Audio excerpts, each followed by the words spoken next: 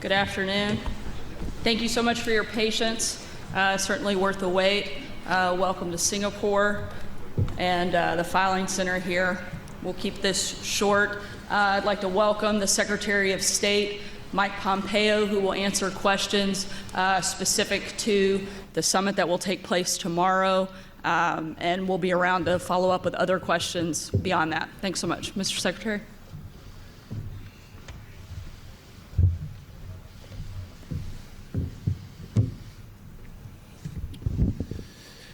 Good afternoon. I want to give an update in advance of President Trump's summit with Chairman Kim Jong Un. As the President said on Saturday, this is truly a mission of peace. This afternoon, the President called Prime Minister Abe of Japan and President Moon of South Korea.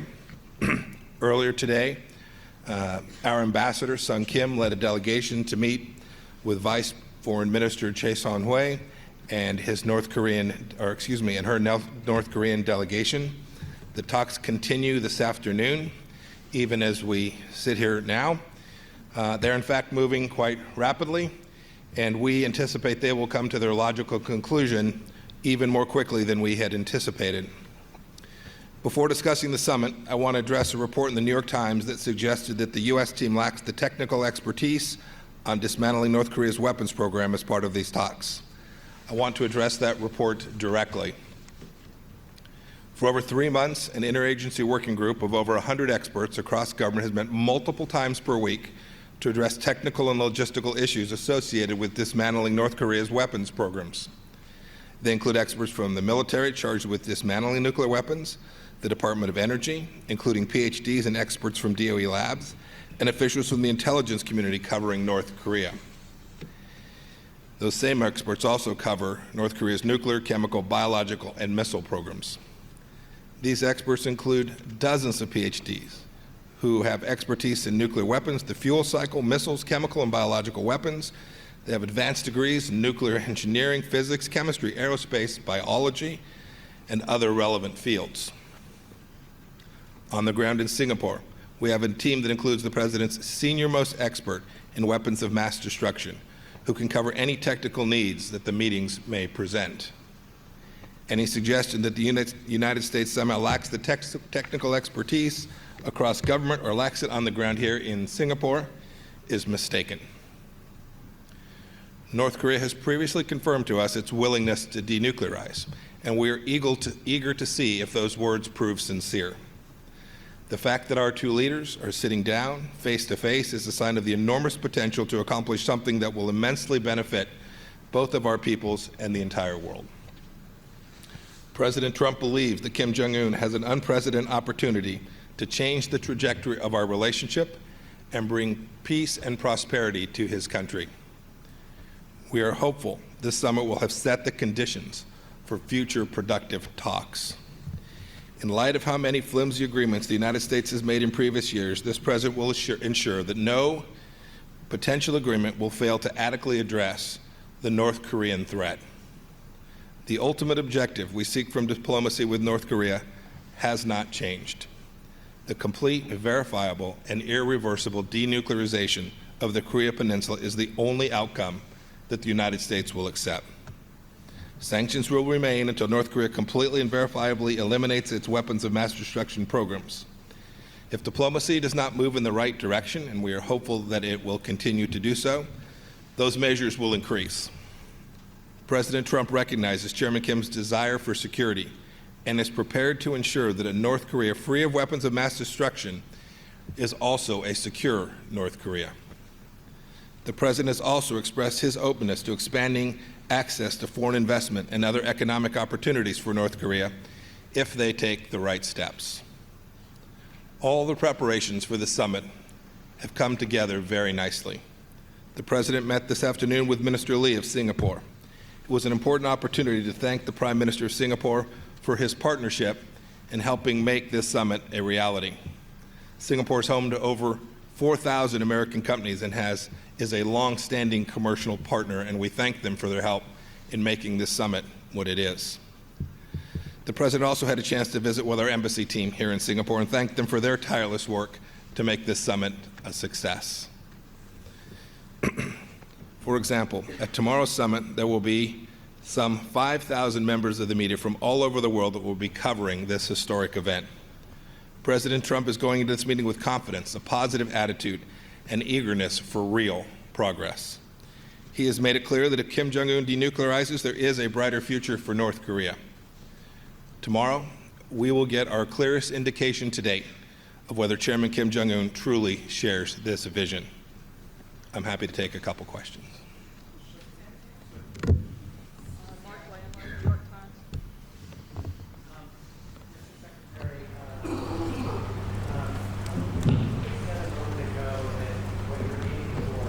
Is comprehensive, verifiable, irreversible denuclearization on the Korean Peninsula. And I wonder whether that represents a slight shift in what your position had been, because traditionally you talked just about CDIP, and now you're actually adding a phrase on the Korean Peninsula, which reflects in part what the North Koreans seek, which is to denuclearize the peninsula. Is that a shift in your position? There's no shift in the policy. It is the case that we are prepared to make security assurances necessary for the North Koreans to engage in that denuclearization. That is, we're prepared to take actions that will provide them sufficient certainty that they can be comfortable that denuclearization isn't something that ends badly for them. Indeed, just the opposite, that it leads to a brighter, better future for the North Korean people. Major Garrett, CBS. Following up on that point, Mr. Secretary, under the umbrella of security assurances, would that include removing U.S. forces now in South Korea? Is that something you're prepared to discuss with the North Koreans directly? I'm not going to get into any of the details of the discussions that we've had to date. I can only say this. We're prepared to take what will be security assurances that are different, unique, than have been provided, that America has been willing to provide previously. We think this is both necessary and appropriate. Would it be erroneous to assume that that's not on the table?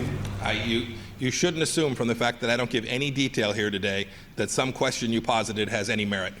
But you know the sensitivity of Yeah, that. you should just, if you hypothesize something that's in it and I refuse to tell you what's in it, you should assume that I'm simply refusing to tell you what's in it and not drawing any conclusions from the negative inference that I think you're suggesting. You should know there's going to be a lot of work left to do. There's a lot of detail that's got to be provided. We are not going to conduct these negotiations in the open with the media. We're going to conduct them between the two parties so that we have an opportunity to have a real success here. Michael Pompeo, Wall Street Journal. Secretary.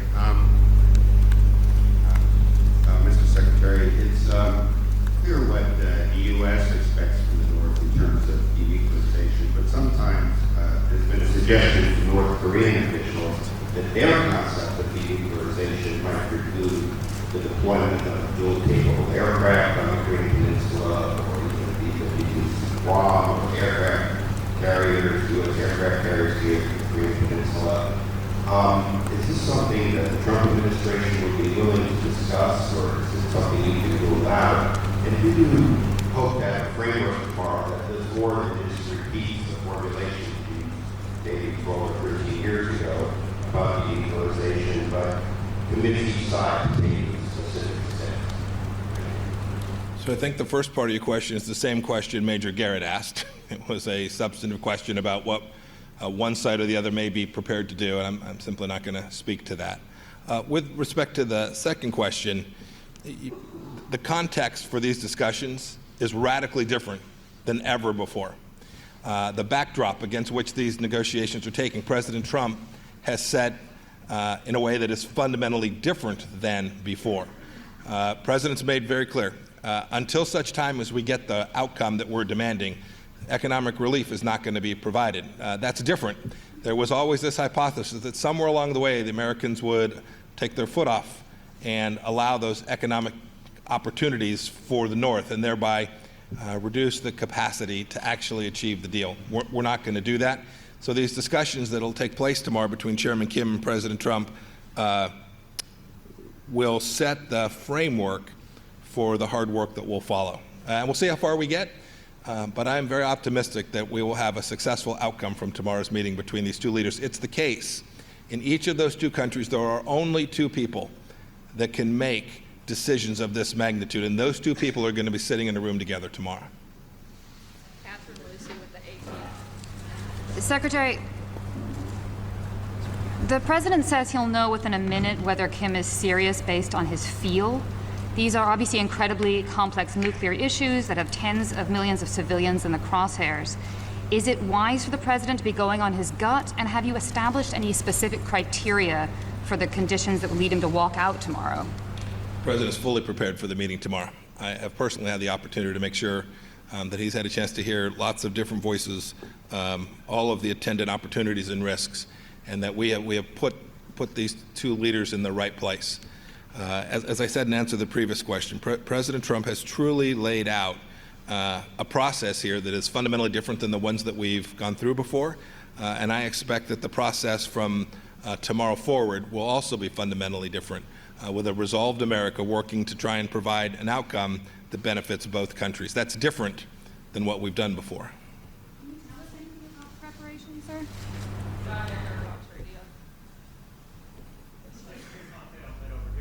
Yes, sir. Thank you, Secretary Pompeo. Last time that you took questions from us in the White House press briefing room, and I had an opportunity at that time to ask you a question. The question I asked you was whether or not, or how can you trust the North Korean leader Kim Jong Un? And that wasn't necessarily satisfied with your answer this time, but I also wanted to flip the question, if I may, Mr. Secretary. How can Kim Jong Un trust the United States? And I say that what happened at the G7 summit, when many leaders of the G7 believe that the leadership of the United States cannot be trusted as it relates to what happened with the communique. So perhaps you can answer both of those questions. Thank you. I'll take your second one first. I think the hypothesis is ludicrous. The United States has been fooled before. There's no doubt about it. Many presidents previously have signed off on pieces of paper only to find that the North Koreans either didn't promise what we thought they had or actually reneged on their promises. The V matters. The V matters. We are going to ensure that we set up a system sufficiently robust that we're able to verify these outcomes, and it's only once the V happens that we'll proceed apace. Right? That's what's been missed before. We can go back to Reagan, trust but verify. At the end of the day, both countries are going to have to come to have sufficient trust in each other and to do the verification that each country needs, that we've provided the things that are called for, that we commit to in the various documents that we sign, both tomorrow if we sign a document and if we sign subsequent documents, but we'll each have to ensure that we do the things, we take the actions necessary to follow through on those commitments. And when we do, we'll have a verified deal. And if we can get that far, we will have had a historic change here in Southeast Asia, North Asia, and all around the world. We'll take one last question. Phil Rucker, Washington Post.